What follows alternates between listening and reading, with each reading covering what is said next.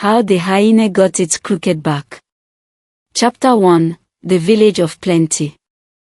Long, long ago, when the world was young and animals could speak as clearly as you and I, there lived a village where humans and animals shared the land in harmony. The rains came when they should, the crops grew tall and golden, and the granaries were always full. In this village lived Django the hyena, who was not always the scavenger we know today. Oh no! Back then, Django walked tall and proud, his back as straight as a young baobab tree.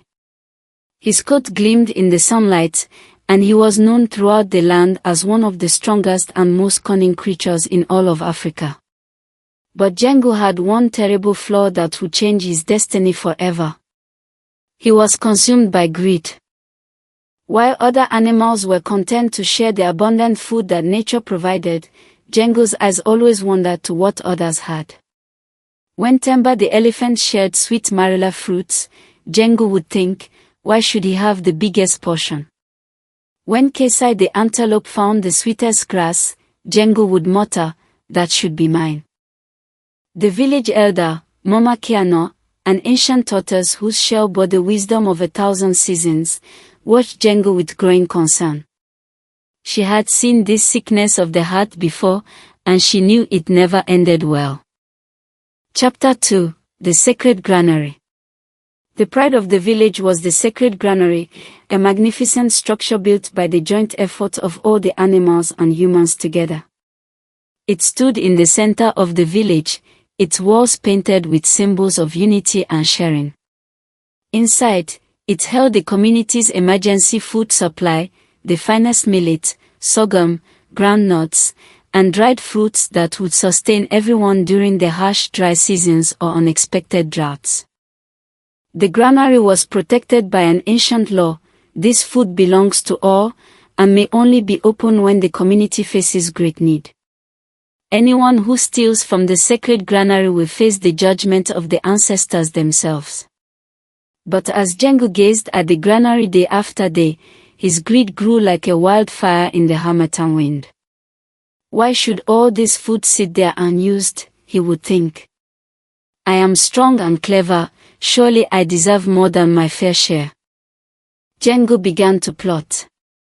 He watched the patterns of the village guards, studied the construction of the granary, and planned his theft with the cunning that hyenas are known for.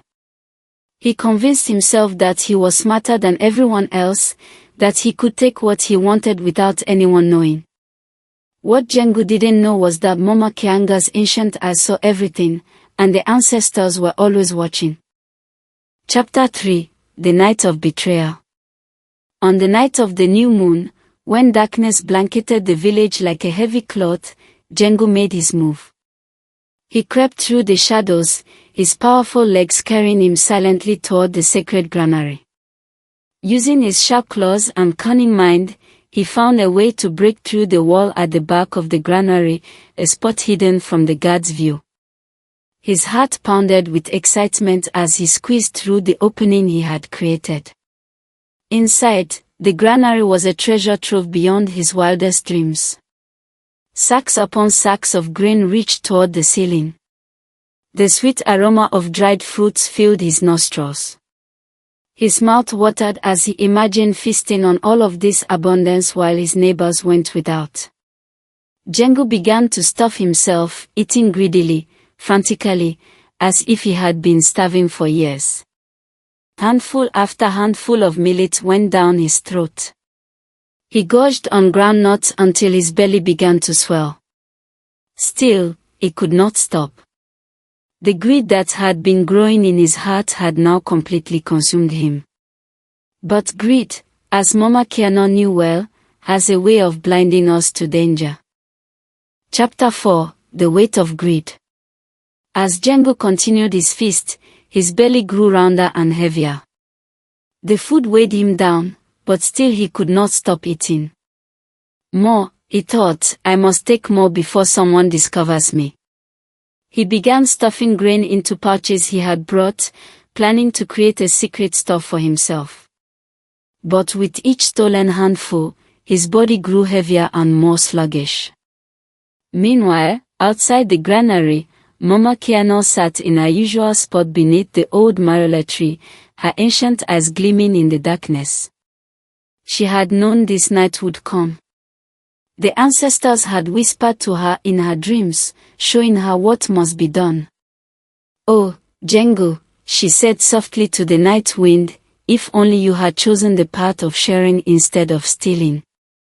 But some lessons can only be learned through consequence." As dawn approached, Django realized he had eaten so much and filled his pouches so full that he could barely move. His legs, once so powerful and swift, could barely support his bloated body. Panic began to set in as he heard the first sounds of the village awakening. He tried to squeeze back through the hole he had made, but his swollen belly would not fit. Chapter 5: The Ancestors' Judgment. As the sun rose over the village, the morning guards arrived to check the granary and discover the break-in. They found Django stuck in the wall, his belly so distended from stolen food that he could neither go forward nor backward. "Thief! Thief!" the alarm went up throughout the village.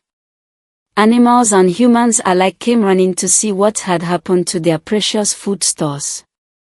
When they saw Django trapped in the wall, some felt anger, others felt disappointment, but Mama Hyena felt only sadness. She approached the trapped hyena with her slow, deliberate steps. "Django," she said in her ancient, weathered voice, "you have broken the sacred law. You have stolen not just food, but the security and trust of your entire community. The ancestors have been watching, and now they must judge." Suddenly, the sky grew dark despite the morning hour. The wind began to howl with voices that sounded like whispers from the spirit world. Mama Hyena raised her wrinkled face to the sky and spoke in the old language, calling upon the ancestors for justice. A great rumbling came from the earth itself, and then, a tremendous weight seemed to press down upon Django from above. Chapter 6: The Crooked Punishment. The invisible weight of the ancestors' judgment pressed down on Django's back with such force that his proud, straight spine began to bend.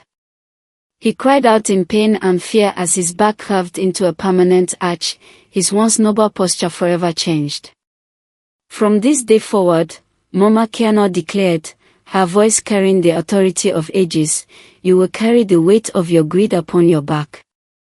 Your curved spine will remind you and all who see you that those who take more than their share will be bent by the burden of their selfishness." But the punishment was not finished. As Django's back curved, his voice began to change too. The clear, noble speech he once possessed became a cackling laugh, a sound that would forever remind others of his foolish greed. "And because you laughed at the misfortune of others when they had little while you schemed to take more," Mama Hyena continued, "your laughter will sound like mockery, even when you mean no harm. You will become a scavenger, finding your food among the scraps that others leave behind, learning humility through necessity." The other animals watched in awe and fear as Django was transformed before their eyes. His beautiful coat became rough and spotted, his proud bearing became a skulking crouch, and his clear voice became the wild cackle we know today. Chapter 7: The Lesson Learned. With great difficulty, the community worked together to free Django from the wall of the granary. But the damage was done, both to the granary and to Django himself. As he limped away into the wilderness with his new crooked back, Django finally understood the true cost of his greed. He had lost not just his physical form, but his place in the community, the respect of his neighbors, and the abundance that comes from sharing. Years passed, and Django learned to survive as a scavenger, always searching for food, never able to stand tall again. But in his wandering, he also learned wisdom. He began to understand that the joy of a shared meal is far greater than the temporary pleasure of stolen food. Sometimes, on quiet nights, Django would return to the edges of the village and watch the animals and humans sharing their evening meals together. He would remember what he had lost and whisper to the young animals who might hear him, "Do not make my mistake." Greed bends the back and breaks the spirit. True wealth comes not from taking more, but from sharing what you have. The moral of the tale. And so, to this day, when you see a hyena with its curved back and hear its wild, cackling call, remember the story of Django. Remember that greed is a weight that bends the soul and isolates us from our community. True abundance comes not from hoarding, but from sharing. When we take more than we need, we lose more than we gain. The strongest back is the one that helps carry others' burdens, not the one bent by its own selfish desires. The next time you are tempted to take more than your fair share, think of Django the hyena, and choose instead the path of generosity and community. For in sharing our blessings, we multiply them, but in hoarding them, we lose even what we thought we had secured. And that, dear children, is why the hyena's back is forever crooked, a reminder to us all that greed weighs heavy on those who carry it. The end.